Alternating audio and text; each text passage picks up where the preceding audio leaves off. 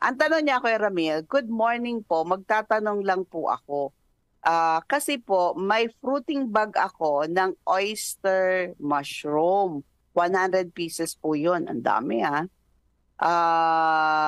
Yung pong iba ay namuti at inamag na. At yung iba ay umitim. Namatay na po ba ang umitim? Sumusulpot na po ang mga kabuti sa mga inamag na. Yan, salamat po. Ganyan po.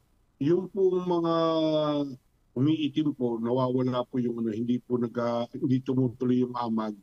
Mm-mm. Yung amag po kasi, yan po yung mushroom eh. Yung mamumuti, no? Yung No, mamumuti. hindi.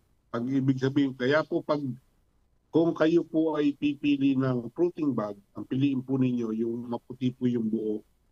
Yung lahat Mm-mm. po talaga maputi.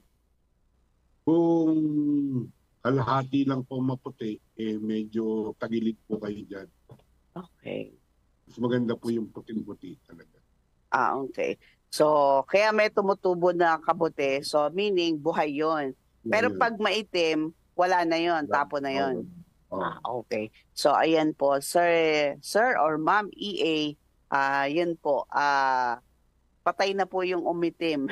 Pwede nyo na po silang alisin doon sa sa kung saan po nyo nilagay itong mga fruiting mushrooms po ninyo.